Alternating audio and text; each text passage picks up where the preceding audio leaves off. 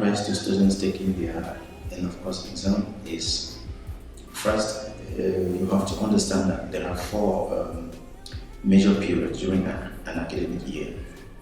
The first one being the period for material gathering. The second period during an academic year is the period for revision.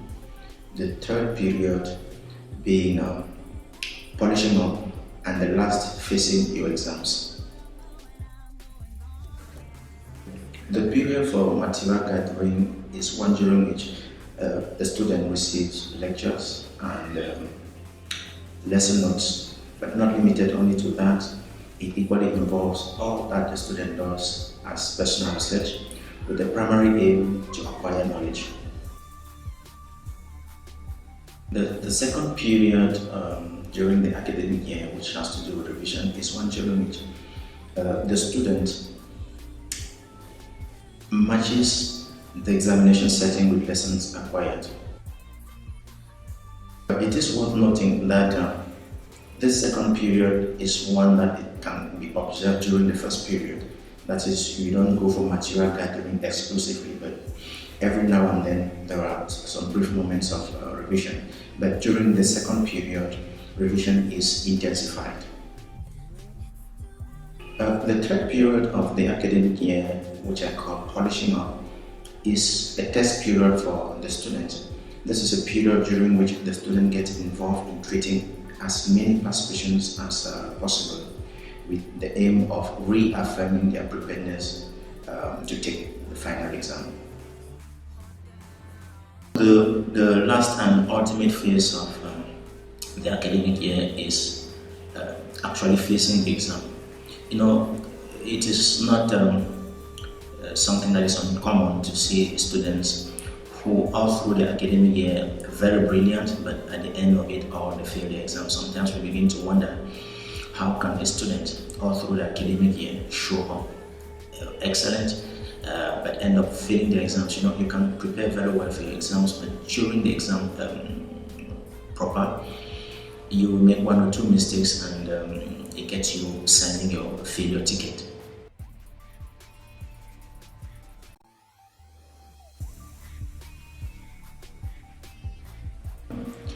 Advice number one, right from the start of the academic year, have a personal study schedule, what we often call a reading timetable. You know, having one is good, but keeping to your program or the schedule is even more so.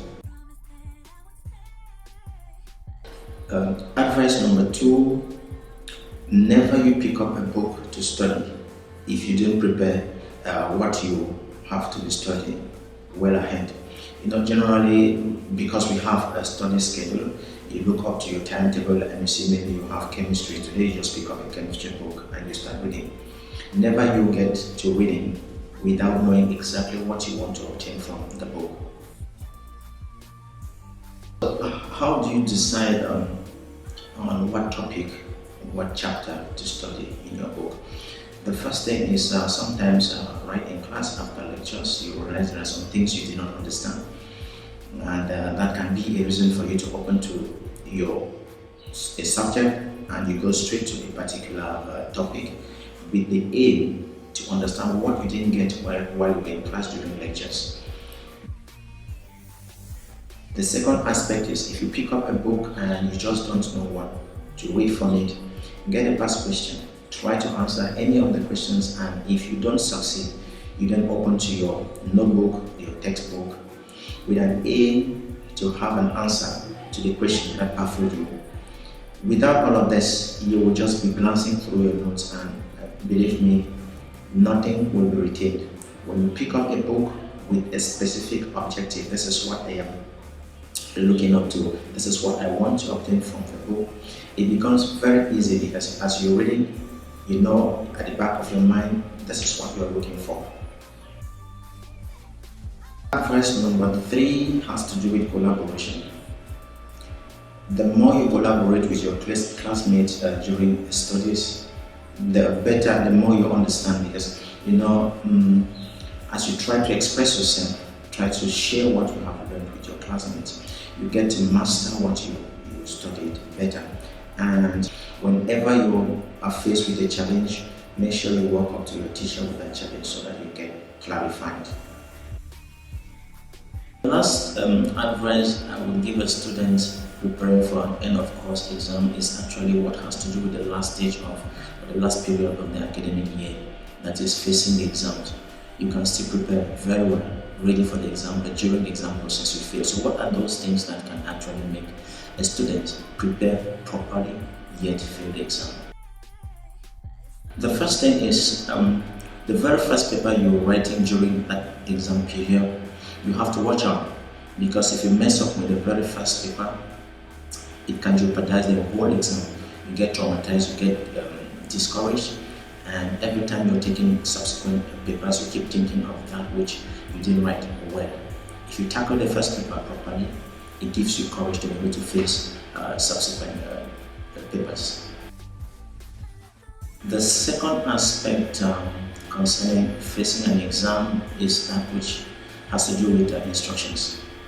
Students or candidates often rush to answering questions without actually reading instructions properly. Once you don't follow the instructions, you get out of the frame of your exams.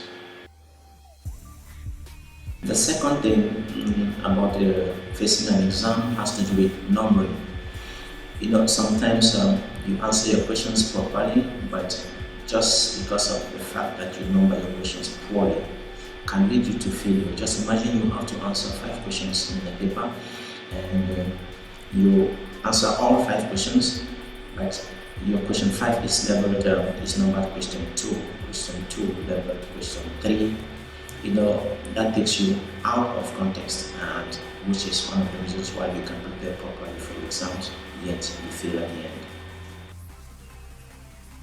Another aspect about facing your exam has to do with proper time management during the exams. It is not always obvious that you face the exams and be able to answer all questions equally. And my advice to you is, whenever you pick a question paper, read through till the end before you start answering, and always start with the questions you know you master best.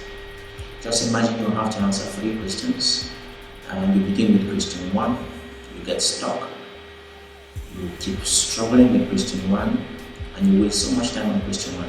By the time you get to question 3, which maybe is the cheapest of all the questions, you have no time to answer question 3, and you see it's scored less than what. On the contrary, if you had to read through and start with question 3, which is the best you could answer, you could grab the maximum number of points in question 3, and you end up with the question you think is the toughest, so that you struggle knowing that you have already guaranteed a number of points before that time. Just in a short video like this one, I don't think we can be able to exhaust all the challenges a candidate can face in preparing for their end of course exams. But I would say, if you found this video helpful, and maybe we haven't talked about some of the challenges you as a candidate or somebody you know is actually facing, what I would advise is you can write to us, and we'll always try as much as we can to give you advice on whatever challenge you're facing as a candidate, so that they can be able to prepare